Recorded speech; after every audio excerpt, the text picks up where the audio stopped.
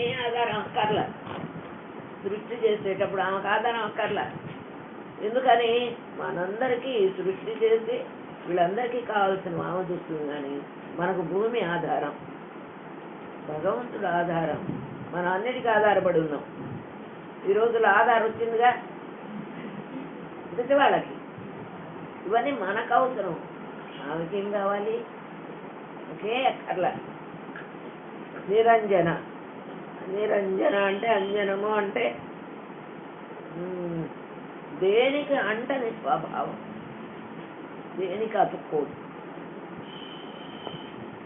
నిర్లేప నిర్మల నిత్య నిరాకార నిరాకుల నిర్గుణ నిష్కళ శాంత నిష్కామ నిర్వప్రభ. నిర్లేప. లేపము అంటే ఇప్పుడు పూసుకునే లేపనాలులా. లేపనాలేంటి? వాటి పేరేంటి? పేరెల్లవలి, ఇవన్నీ లేపనాలు. ఆమెకేం లేపనాలు అక్కర్లే. అంతేకాకుండా ఇప్పుడేం లేపనం పూసుకుంటున్నాం మనం? ఈ ప్రపంచంలో ఉండే మలినాలన్నీ అందరు పూసుకుంటున్నారు. అదేగా మలినాలేగా పూసుకోవటం.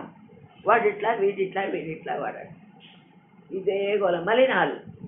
ఆమెకేం అక్కర్లా. నిర్లేప. ఇంత సృష్టి చేసి కూడా ఎలాంటిది అతుక్కోకుండా, మలినాలకు అతుక్కోకుండా ఆమె ఉంటున్నది. నిర్లేప. నిర్మల నిత్య. నిర్మలము అంటే నిర్మల అంటే మలములు లేనిది. మలము అంటే అందరికీ తెలుసు, చెత్త. మలములు లేకుండా నిర్లేప నిర్మల నిత్య. నిత్య అంటే ఎల్లప్పుడూ ఉంటున్నది. ఇప్పుడు మనం పూజిస్తే అమ్మవారు లేదు, మనం పూజించిన పూజించకపోయినా ఆమె శాశ్వతి, నిత్య. ప్రతిరోజు ప్రతి క్షణము మనం ఎవరు లేరు కదా అనుకుంటాము, ఆమెకు అన్నీ కనిపిస్తాయి. ఆత్మలకు కూడా అలాంటి లక్షణాలు ఉంటాయి. వాళ్ళకేంటంటే తపస్సులు చేసి చేసి చేసి దివ్య దృష్టి, దివ్య శ్రవణము, దూర శ్రవణము, ఇవన్నీ వాళ్ళకు తెలుస్తాయి. వాళ్ళు అక్కర్లేదు అనుకుంటారు. దాన్ని ఏమంటారు ఇక్కడ? నిర్మల నిత్య, ఎల్లప్పుడూ ఉన్నది. నిర్లేప నిర్మల నిత్య నిరాకార నిరాకుల. మనం అంటే అమ్మవారు, లలిత అమ్మవారి అని ఆకారం పెట్టి చేస్తున్నాం. అసలు ఆమెకు ఆకారమే లేదు. నిరాకార. ఆకారం ఏం లేదు ఆమెకు. చేస్తే ఆమె లక్షణం. నిరాకార నిరాకుల. నిరాకుల అంటే ఏ కులాలు లేదు ఆమెకు, అన్నీ ఒకటి సమానమే. కులాలుగా మనమేగా విభజించుకుంది.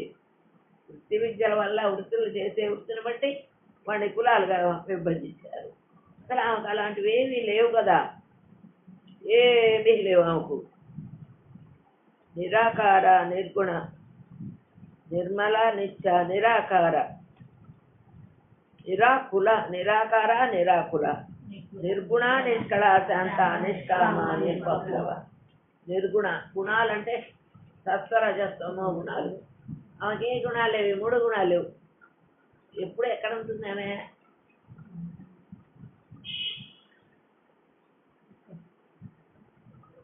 తురీయ అవస్థలో ఉంటుంది. ఆమెకి గుణాలు ఏమి లేవు. గుణాతీత సర్వాతీత సమాత్మిక ఉంది కదా మనకు లక్షణామాల్లో. ఏ గుణాలు ఆమెకి లేవు.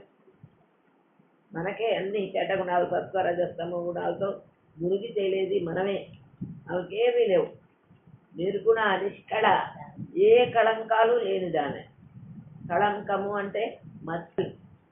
మచ్చలు అంటే ఈ ప్రపంచంలో మనం తిరిగేటప్పుడు వీడు చెడ్డవాడు వీడు మంచివాడు అనే భావాలు. మచ్చలు ఆమెకు అవే లేవు. నిర్గుణ నిష్కళ. కళంకాలు ఏమీ లేనిది. శాంత. శాంతము అంటే ఇలా మనం చెప్పాము, శమము దమము ఇంద్రియ నిగ్రహము, వీటన్నిటిని చెప్పేది శాంతయ్య. ఎప్పుడు శాంతమూర్తి ఆమె. ఆమెను చూస్తేనే చాలు. ఒక్కసారి అమ్మవారిని కళ నిండా చూసుకుంటే చాలు, ప్రశాంతమైన మనస్సు. అది శాంత అంటే. నిష్కళ శాంత. నిష్కామ నిర్వప్లవ. నిష్కామ అంటే ఏ కోరికలు లేదామె. మనకు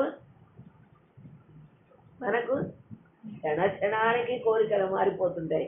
ఇవాళ ఉంది కదా అంటే రేపు అది ఉంది కదా అంటే ఇంకోటి. ఇట్లా నిష్కామ కోరికలు ఏ కోరిక లేదు. ఇష్టంతా చేసి నాకు అది కావాలి, నా భక్తులు అది పెట్టాలి, అపులిహోర పెట్టాలి, దద్దోజనం పెట్టాలి, నగలు వేయాలనుకుంటున్నాను. నిష్కామ ఏ కోరికలు ఆమెకి లేవు. అయితే అదే భావాన్ని నిష్కామ నిరుపప్లవ, నిష్కామ నిరుపప్లవ. అలా నిరుపప్లవ అంటే ఉపద్రవాలు. ఈ ఉపద్రవాలు అంటే ఏంటి? తుఫానులు, భూకంపాలు, తర్వాత అతివృష్టి, మునిగిపోవటం, ఇవన్నీ లేకుండా ఆమె ఉపప్లవ, నిరుపప్లవ. ఆమె ఎలాంటి ఉపద్రవాలు ఏమీ రావాలని తలుచుకుంటే అదొక అర్థము.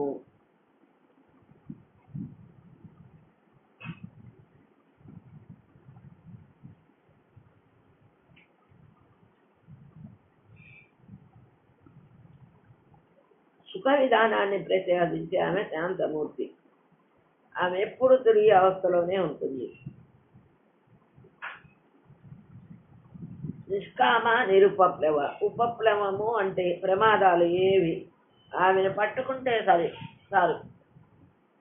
ఆమె ఉన్న చోట నిరుపప్లవ, ఇలాంటి ఉపద్రవాలు ఏవి జరగవు. మనకి చాలా సార్లు నేను హైదరాబాద్లో సహస్రనామని చెప్పేటప్పుడు బస్సు ఎక్కేదాకా ఒక్క చినుకు వర్షం పడేది కాదు. ఎక్కడ దిల్సుకున్న గారు బస్సు ఎక్కువ కూర్చున్నప్పటి నుంచి కుంభవృష్టంతో పొడుగుతా. సరే ఇట్లా వర్షం వస్తుంది, జనాలు కూర్చోవాలంటే బయట నాకు ఒక చిన్న మండపంలో ఏర్పాటు చేశారు. బయట అందరు జనాలు కూర్చోవాలి. పాపం చేపలు వేసుకొని అందరు కూర్చుండేవాళ్ళు. ఇది జరుగుతుందా లేదా ఈ క్లాసు? వెళితే ఎట్లా వర్షం కురుస్తున్నది, అయిపోయి కుంభవృష్టి, మామూలు వృష్టి కాదు. వెళ్ళే 10 నిమిషాల ముందర వర్షం అంతా ఆగిపోయి ఆ కురిసిన నీళ్ళన్నీ ఎగిరిపోయి అసలు ఎంత నిర్మలంగా ప్రశాంతంగా నేనైతే రోజు చెప్పాను, నేను వచ్చేప్పటికి అందరికి రాస్తున్నాం పారాయణ చేయాలి. 6:30 అయితే మొదలు పెడతారు. జనాలు 6ంటికి వచ్చి అర్ధగంట ముందరే వర్షం లేదు. ఇందాకంతా కుంభవృష్టి, ఏమా ఇక్కడ కురవలేదా? అమ్మ ఇక్కడ విపరీతంగా కురిసింది, మీరు వచ్చి గంట ముందరే మేము కూర్చున్నాము, వర్షం తగ్గిందని అందరూ వచ్చాము, కూర్చున్నాము, వర్షం పోయింది. ప్రతిరోజు ఇంతే. ఇట్లా జూలైలో అంటే ఉపద్రవాలు ఏమీ లేకుండా నిర్మలంగా చూసేది ఆమె ఉన్న చోట ఏ ఉపద్రవాలు ఉండవు. నిరుపప్లవ అంటే అది. అందుకోసం మనం ప్రయాణం అయి వెళ్ళేటప్పుడు కూడా సహస్రనామం కానీ కర్దమాల కానీ చెయ్యండి అమ్మాయి, ఎలాంటి భయాలు ఉండవని చెప్పారు. చాలాసార్లు అందరికీ చెప్పారు. ఉపప్లవ అంటే ఉపద్రవాలు అవి, ఆమెకేమి ఉండవు. ఆమె ఉన్న చోటే, తలుచుకున్న చోటే ఉండవు. అది నిరుపప్లవ అంటే. నిత్యముక్త నిర్వికార నిష్ప్రపంచ నిరాశ్రయ నిత్యశుద్ధ నిత్యబుద్ధ నిరవధ్య నిరంతర నిష్కారణ నిష్కళంక నిరుపాధి నిరీశ్వర నిరాగారాగమదని నిర్మద మదనాశిని నిశ్చిత్త నిరహంకార నిర్మోహ మోహనాశిని నిర్మమ మమతాహంతి నిష్పాప పాపనాశిని నిష్క్రోధ క్రోధశూని నిర్లోభ లోభనాశిని నిర్దంశయ సంశయజ్ఞి నిర్భవ భవనాశిని నిత్యముక్త నిర్వికార నిష్ప్రపంచ నిరాశ్రయ. అంటే నిత్యముక్త అంటే ముక్త పురుషులు ఉంటారు. నిత్యముక్త అంటే ఏంటంటే ఈ ప్రపంచంలో దేనికి అందుకోకుండా తనను తాను తెలుసుకొని తపస్సులో కూర్చుండేవాడు నిత్యముక్తవాడు. ఆమె ఎప్పుడు అట్లా నిత్యముక్త స్థితిలోనే ఉంటుంది. నిర్వికార అంటే వికారాలు ఏం లేకుండా ఉండటం. అంటే వికారాలంటే వాసనలు. మనకి ఎన్ని వాసనలు, ఇక్కడ వాళ్ళు ఏమైనా పకోడీ చేస్తున్నారు అనుకోండి, అబ్బా ఎంత బాగుందో మనసులో అనిపిస్తుంది, బయటికి అనకూడదుగా. ఇప్పుడు ఆ వాసనలు అవే కాదు, మనుషుల్లో ఉండే దుర్మార్గపు శాస్త్రాలు, దుష్ట భావాలు, ఎక్కడికి వెళ్ళినా ఆ వాసనలు పోవడం. పోక వాళ్ళ నోటెంబడి మూసుకొని ఉండాలిగా, మూసుకోలేదు, సైగలు చేస్తూ ఉంటారు. నిర్వికార అంటే అమ్మవారికి ఏ వికారాలు లేవు, ప్రశాంతంగా హాయిగా ఉంటుంది ఆమె. ప్రపంచ వాసనలకు దూరంగా ఉంటుంది ఈ ప్రపంచం అంతా సృష్టించింది ఆమె. ఈ వాసనలకు దూరంగా ఉంటుంది నిర్వికారంగా, ఏ వికారాలు లేకుండా. నిరాశ్రయ నిర్వికార నిష్ప్రపంచ. నిష్ప్రపంచ ఈ ప్రపంచాన్నంతా అన్నే సృష్టించింది కదా, ఈ ప్రపంచంలో ఉంటుందా? ఉండదు. ఆమెకి ఈ ప్రపంచంలో, ప్రపంచము అంటే 5 పంచభూతాలు, పంచ తన్మాత్రలు, పంచ జ్ఞానేంద్రియాలు, పంచ కర్మేంద్రియాలు, మన పంచభూతాలు, వీటి 5గా ఏదైతే ఉన్నదో వీటిని ప్రపంచము అంటారు.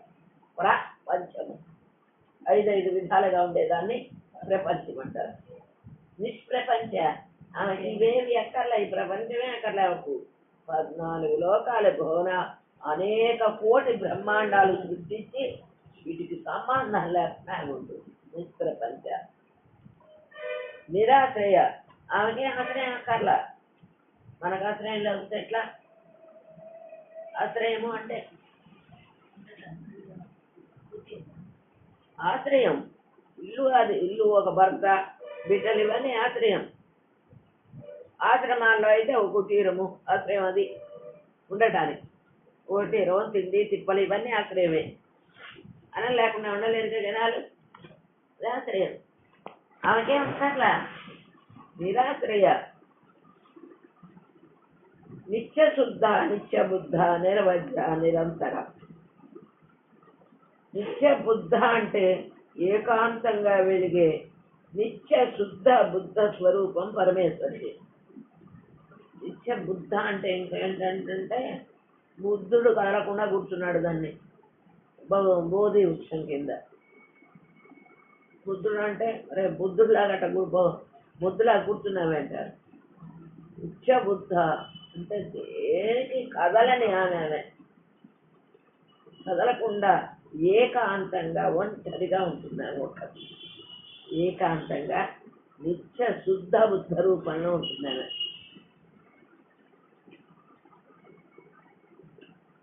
నిష్కారణ నిష్కళంక నిరుపాధి నిరీశ్వర. నిష్కారణ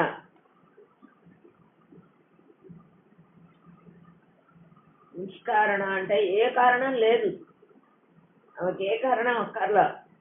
నిష్కారణ అంటే ఈ సృష్టి చేయడానికి ఆమె ఏమన్నా కారణాలు ఎత్తుకుంటుందా? వీడు నావాడు, వీడు పైటి వాడు, వాడు ఇంకోవాడు, వీళ్ళే నా ఒక్కళ్ళే, భక్తులే నా చుట్టాలంతా. నిష్కారణ ఏ కారణాలు ఆమెకు అక్కర్లా. నిష్కారణ నిష్కళంక కళంకాలు ఏమీ లేవు. కళంకాలంటే మచ్చలు, మలినాలు ఆమెకేం లేవు. నిరుపాధి నిరీశ్వర.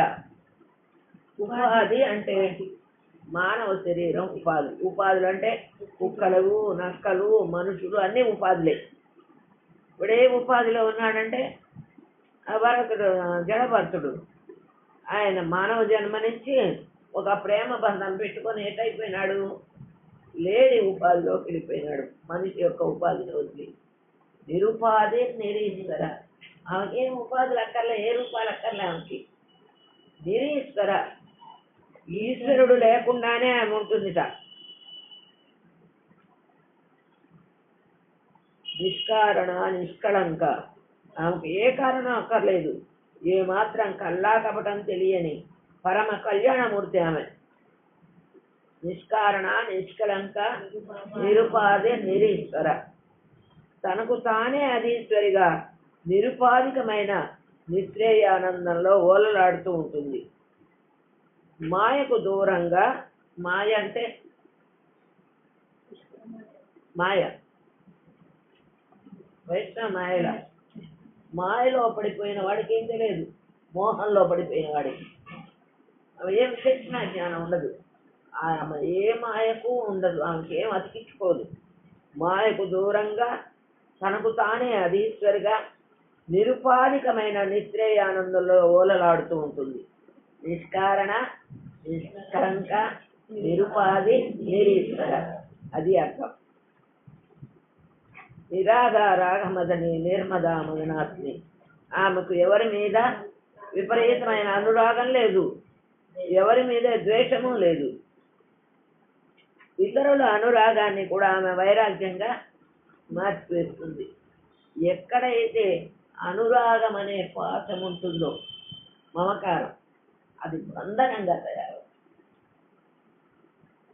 మా మనవళ్ళే నేను ఉండలేనండి, మా అబ్బాయి చూడకుండా నేను ఉండలేను, బంధం నాకు అది లేనిది అసలు నేను జరగదండి. నాకు దేనికి బంధం ఉండదు.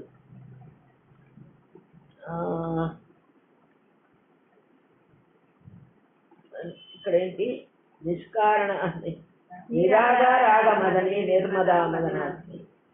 రాగము అంటే ఆమెకి దేని మీద ఈ సృష్టి అంతా చేసి ఈ సృష్టి నాది అనుకోవటల్లా, మమకారం లేదు.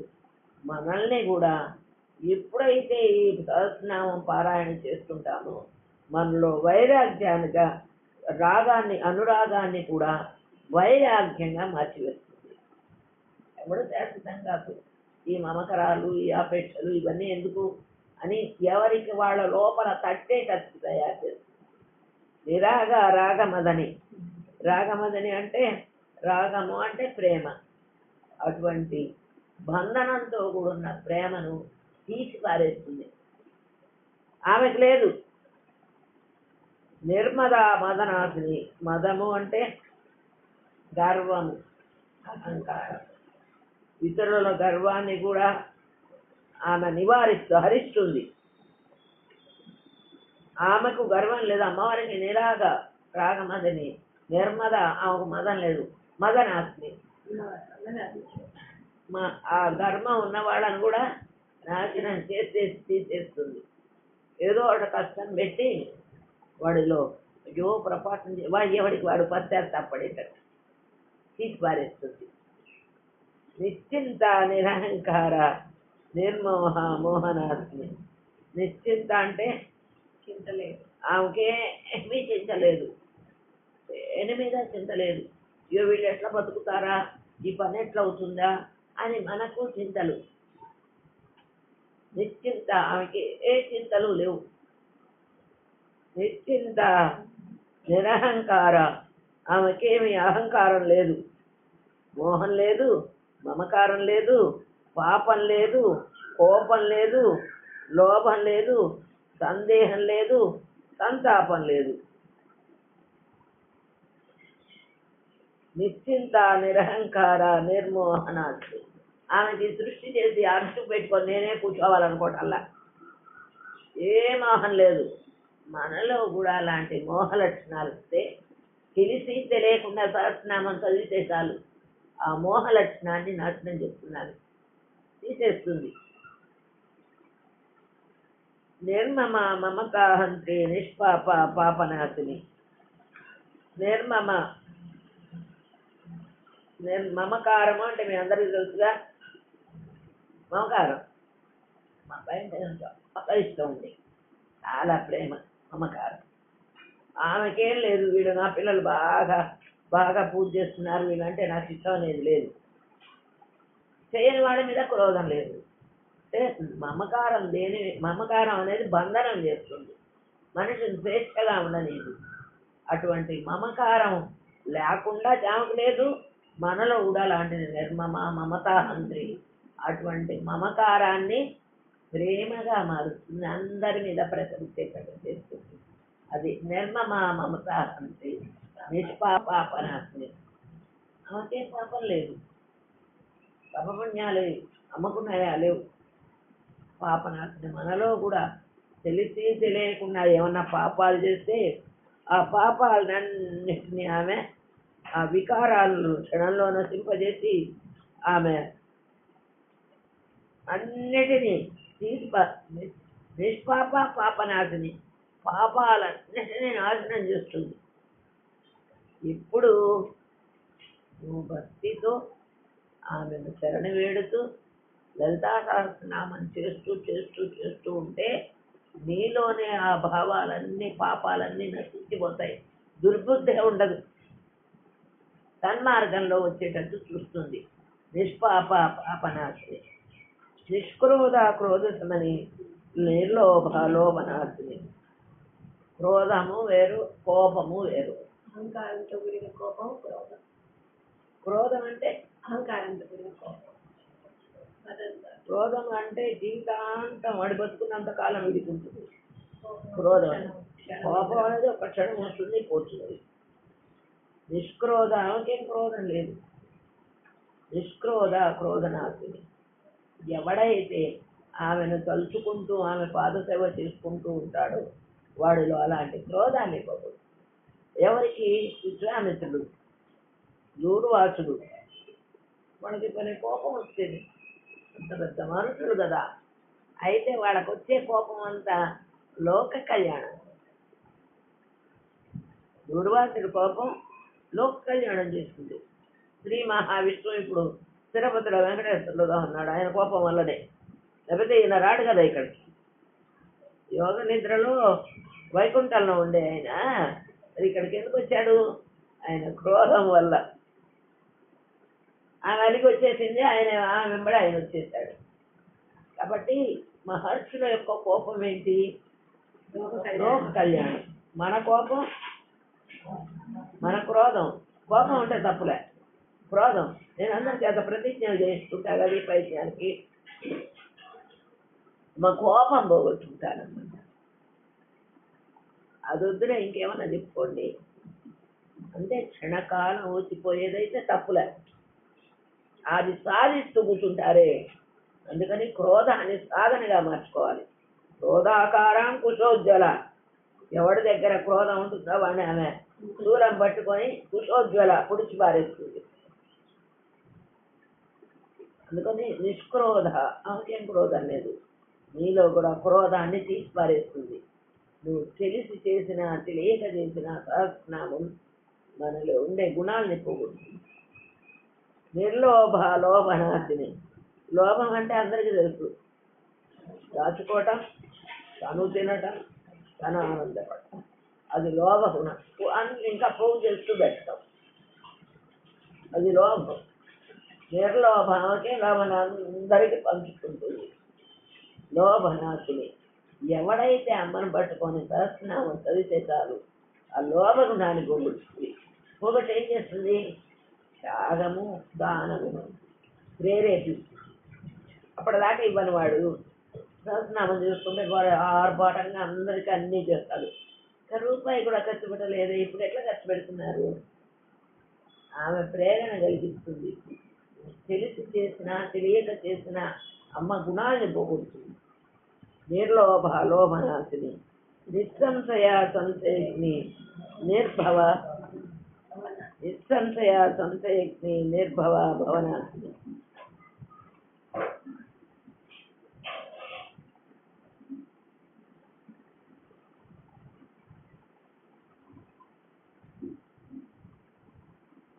ఆమెకు తనవాళ్ళు ఇతరులు అనే భేదభావం లేదు. అలాంటి భేదభావాన్ని ఆమె పూర్తిగా నేర్పిస్తుంది. ఆమెకు నాశనం లేదు. మృత్యువును కూడా నశింపజేసే ముక్తేశ్వరి శ్రీ లలితా పరమేశ్వరి. అన్ని పనులు చేసినా ఏమీ చెయ్యనట్టే తాను చేసిన మేలుకు ఆమె బదులు కోరదు. అసలు తాను చేసినట్లే భావించదు. ఇదనమాట నిష్క్రోధ క్రోధమని నిర్లోభాలో. నిస్సంశయ సంశయగ్ని నిర్భవ భవన. నిస్సంశయ అంటే ఆమెకేం సంశయం లేదు. ఈ సృష్టి అంతా చేసింది ఇట్లా ఉంది, ఇది ఉంటుందో పోతుందో, అది చేసిన అది ఉంటుందో పోతుందో అనే సంశయాలు ఆమెకు దేనికి లేవు. సంశయజ్ఞి. మనలో కూడా అటువంటి సందేహాలను పోగొడుతుంది. ఎట్లా పోగొడుతుంది? 1,90,000 సందేహాలు. నిద్ర లేచినప్పటి నుంచి ఎన్ని సందేహాలు, వాటిని ఎట్లా పోగొడుతుంది? ఎట్లా పోగొడుతుంది? గురు రూపంలో ఉండి గురువును నీకు ప్రసాదించి ఆ గురువు ద్వారా నీ సందేహాలన్నిటినీ తీరుతున్నా. నిస్సంశయ సత్సరైజ్ఞ అంటే సందేహాలన్నింటినీ దయచేస్తుంది. ఎప్పుడు? నేను గురువు దగ్గర పంపించే ప్రేరణ కలిగించి గురువు ద్వారా నీ సందేహాలన్నీ తీరుస్తుంది. నిస్సంశయ సంశయకి నిర్భవ భవనాశిని. భవము అంటే పుట్టుక.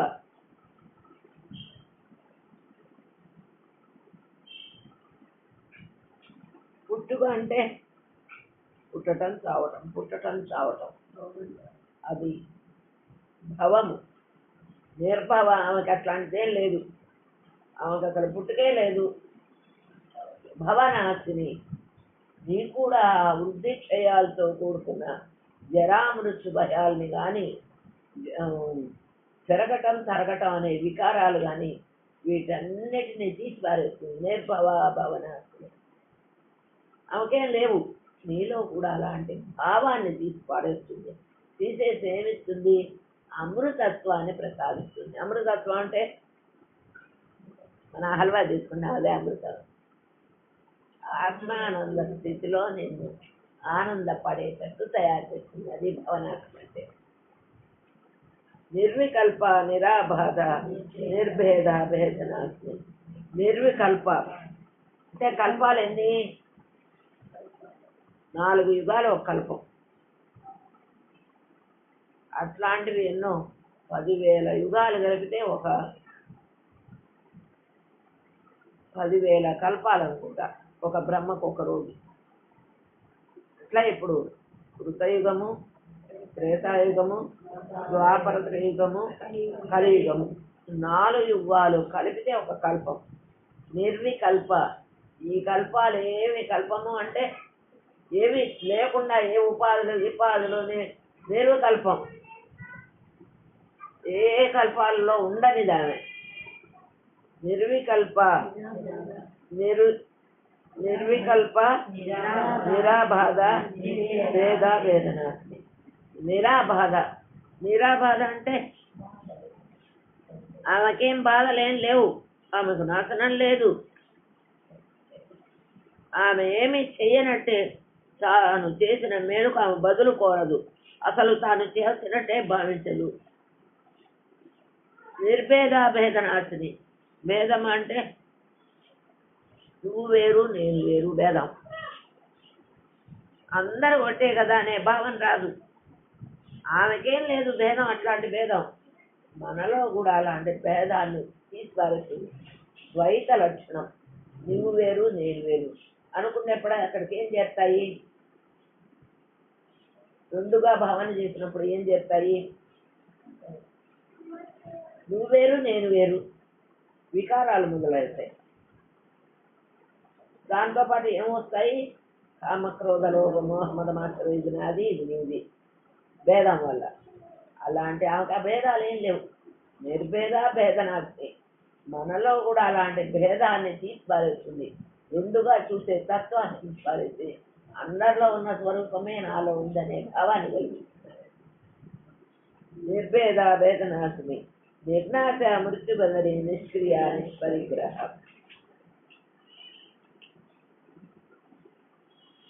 ఆమెకు నిర్నాశ అంటే ఆమె నాశనం అయిపోదు. అది ఈ రోజుంటే రేపు లేనిది కాదు. ప్రపంచంలో ఉన్న లేకపోయినా ఆమె ఉంటుంది. నిర్నాశ, నాశనము లేనిది. మృత్యుబదని. మనకు కూడా మృత్యువును కూడా నశింపజేసే ముక్తేశ్వర ఆమె. శ్రీ లలితా పరమేశ్వరి. నిష్క్రియ నిష్పరిగ్రహ. ఆమెం పని చేయదు. నిష్క్రియ అంటే అన్ని పనులు చేసినా తాను చేయనట్టే, ఏమీ చెయ్యనట్టే తాను చేసిన మేలుకు ఆమె బదులు కోరదు. నిష్క్రియ నిష్పరిగ్రహ. పరిగ్రహము అంటే ఏంటి? పరిగ్రహము అంటే ఏదైనా వస్తే మనకు ఇప్పుడు అదే ఎక్కడైనా ఎవరైనా ఇస్తే తీసుకుంటూ అది పరిగ్రహం, స్వీకరించటం. నిష్పరిగ్రహ అంటే ఏం తీసుకోకుండా ఉండటం. ఆమెకేం అక్కర్లా. అలాగే మహాత్ములు కొన్ని నియమాలు పెట్టుకుంటారు. ఏమే తీసుకోరు. అదొక వ్రతంగా పరిగ్రహ వ్రతం అని పెట్టుకుంటారు. పరిగ్రహం అంటే తీసుకోవటం. ఇప్పుడు ఏదైనా చెప్పినా కానీ, ఏదైనా చేసినా కానీ, వస్తు కానీ తీసుకోవటం. ఏదైనా పని చేస్తున్నా, ఏదైనా చేస్తున్నా తీసుకోవటం. అపరిగ్రహ వ్రతంలో ఉంటారు. వాళ్ళు ఏమీ తీసుకోరు. బతినాడ తీసుకొని మహాను కొట్టి పంపిస్తారు. నేను బతినాడు అయ్యో అయ్యో ఎట్లా ఎట్లా అంటే ఒప్పుకోరు. అపరిగ్రహ వ్రతంగా ఉంటారు. మరి ఎందుకు అట్లా ఉండటం? నాకేం అక్కర్లేదు అనుకుంటే అతుకుండదు, నాకు కావాలనుకుంటే బందర. ఆ తలకాయ నొప్పి నిష్పరిగ్రహంకే అక్కర్లా.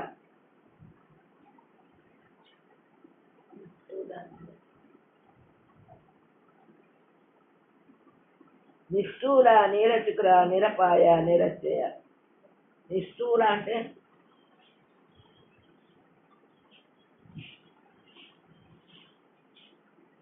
స్థూలము అంటే ఏంటి? ఒక విగ్రహం స్థూల, స్థూలంగా ఆమె కనిపించదు. చూద్దామంటే అమ్మవారి విగ్రహం మనం తయారు చేసి పెట్టుకున్నాం, కానీ మన కోరికకి ఆమె రూపంలో కనిపించదు. మరి ఎందుకు పెట్టుకుంటున్నాం?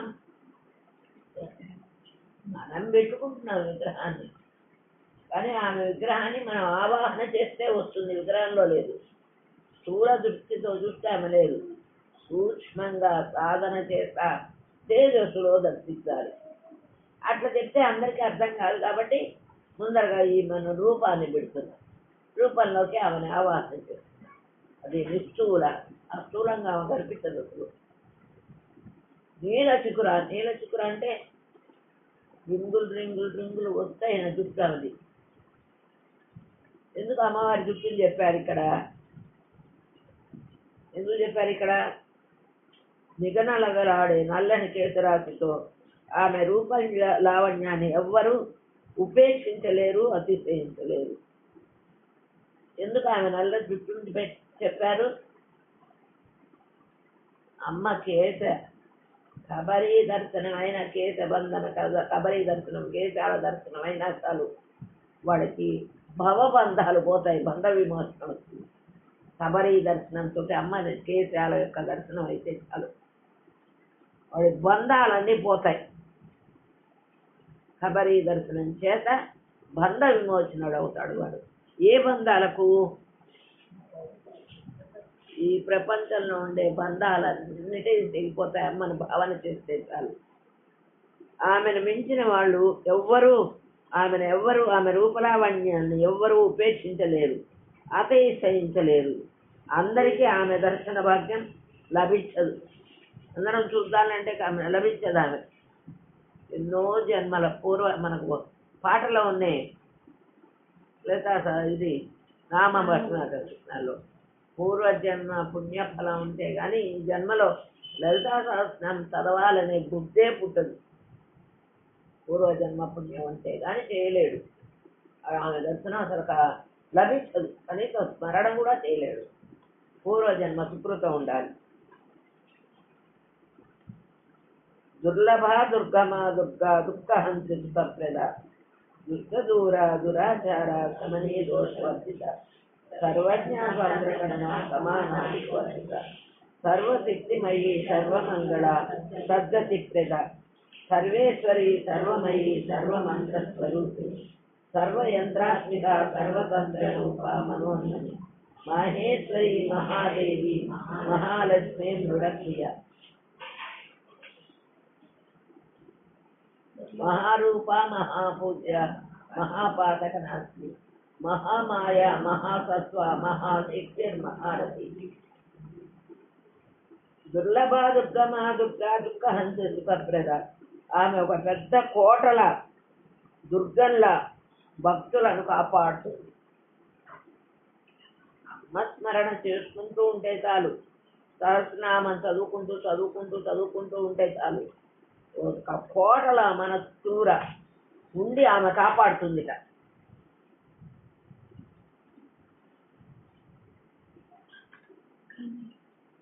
దుర్లభ దుర్గమా దుర్గా దుఃఖహంతి సుఖప్రద. దుస్తరమైన దుఃఖాలను అవలీలగా దాటిస్తుంది. దుస్తరమైన దుఃఖాలంటే కొన్ని ఈజీగా దాటచ్చు, కొన్ని దాటలేని దుఃఖాలు ఉంటాయి. పుత్ర శోకం ఒకటి, భర్త వియోగం ఒకటి, తర్వాత కొన్ని ఈ ఈతి బాధలు సహజం, డబ్బు ఉండటం లేకపోవడం ఇది సహజం. కానీ కొన్ని దుఃఖాల మటుకు దాని నుంచి ముఖ్యంగా ఏకపుత్ర విషయం ఉన్నవాడు అలే పుత్ర శోకం నిరంతరం అని, అటువంటి దుఃఖాలను కానీ వేటినైనా సరే వియోగాలు కానీ వాటిని దాటిస్తుంది. దుస్తరమైన దుఃఖాలను అవలీలగా ఆమె దాటిస్తుంది. ఆమెను స్మరణ చేస్తుంటే చాలు దుస్తరమైన దుఃఖాలను అవలీలగా దాటిస్తుంది. దుష్ట దూర దురాచార దుఃఖాంతి సుఖప్రదం దుఃఖాలన్నీ పోగొట్టి సుఖాలను దుస్తరమైన దుఃఖాలను అవలీలగా దాటిస్తుంది. సౌఖ్యాన్ని ప్రసాదిస్తుంది. దుష్ట దూర దురాచార సమని దోషవర్జిత దుష్టులను ఏం చేస్తుంది? ఆమె గాలి సోకితేనే దుష్టులు దూరం అయిపోతారు. దుష్టులు అంటే చెడ్డ భావాలు, చెడ్డ పనులు చేసేవాళ్ళు, దేవుడు లేదనేవాళ్ళు, తర్వాత తాగి తందనాలు అనేవాళ్ళు, చిట్టబెక్కలాడేవాళ్ళు, దొంగతనం చేసేవాళ్ళు, వాళ్ళు రాలేరు. ఎందుకు రాలేరు? అమ్మ సహస్రనామం ఎక్కడ చదువుతున్నారో అక్కడ గాలి సోకితేనే వాళ్ళు దూరం అయిపోతారు, రాలేరు లోపలికి. వచ్చినా స్తంభించిపోతారు, అక్కడ నిలబడిపోతారు. వాళ్ళకేమి ఎక్కదు కదా, ఇదేం తెలియదు కదా, గమ్మున కూర్చొని ఉంటారు. ఆమె గాలి సోకితేనే దుష్టులు దూరం అయిపోతారు, దురాచారాలు పారిపోతాయి. దురాచారం అంటే మనం చేసే సదాచారం. దురాచారం అంటే అన్ని మంచి చెడు విచక్షణ లేకుండా ఎట్లా అంటే అట్లే గడిపేవాడు దురాచారం, దుర్మార్గులు. వాళ్ళని ఏం చేస్తున్నావా? దురాచారాలు చేసేవాడు పారిపోతారు. దురాచార సమయ దోషవర్జిత ఆ దురాచారాలు చేసేవాళ్ళని దగ్గరికి రానియకుండా తీసిపారేయటం దోషం అనేది ఆమెకు ఏ కోశాను లేదు. అమ్మవారిని ఎవడైతే సహస్రనామంతో ఉపాసనగా ఆ మంత్రాన్ని చేస్తూ ఉంటాడో వాడిలో దోషాలన్నిటినీ తీసేసి దోషాలనేవి లేకుండా చేస్తుంది. ఆమెకి ఏ దోషాలు అంటవు. సర్వజ్ఞ సాంద్రకరుణ సమానాధిక వర్జిత. సర్వజ్ఞ సాంద్రకరుణ అంటే ఈ ప్రపంచంలో ఆమె సర్వజ్ఞ. ఎక్కడున్నా, ఎక్కడ ఏ పని చేస్తున్నా, మంచి పని చేయి, చెడ్డ పని చెయ్యి, ఎవరు చూడకుండా చెయ్యి, ఏదైనా సరే ఆమె అన్ని సర్వజ్ఞురాలు. ఆమె సర్వజ్ఞ. ఎక్కడ జరిగేది ఆమె క్షణాల మీద తెలిసిపోతుంది. మనం చెప్పుకున్నాం. ఎవరు చెబుతారు ఆమెకు ఆ విషయాలు? సూర్యుడు చంద్రుడు తాటాకాలుగా చిన్నగా చెవులకు ఎప్పటికప్పుడు న్యూస్ పెట్టి చెప్పేస్తుంటారు వాళ్ళు. అదే కాకుండా ఆమె ఊరికే కూర్చున్న ప్రపంచం అంతా ఆమె కళ ముందు ఉంటుంది. సర్వజ్ఞ. ఆమె సాంద్ర కరుణ అంటే సముద్రం ఎలా అయితే పొంగి వస్తుంటుందో ఆమె ప్రేమ కరుణ అంత పొంగిపోతుంది. ఊరికనే నువ్వు తెలుసుకుంటే చాలు. సాంద్ర కరుణ. పొంగి పరలేను. ఒక్క అడుగు వేసి అమ్మ దగ్గరికి పోతే బాగుండు అనుకుంటే చాలు, అవి 10 అడుగులు వేసి నిన్ను దగ్గర ఇచ్చుకుంటుంది. అంత కరుణామయురాలు ఆమె. ఆమెకు తెలియని విషయం లేదు, అన్నీ తెలుసు. అందరి మీద ఆమెకు అపారమైన దయ, కారుణ్యం, కమనీయ రూపం ధరించి ఆమెలో మూర్తి భవించి ఉంటుంది.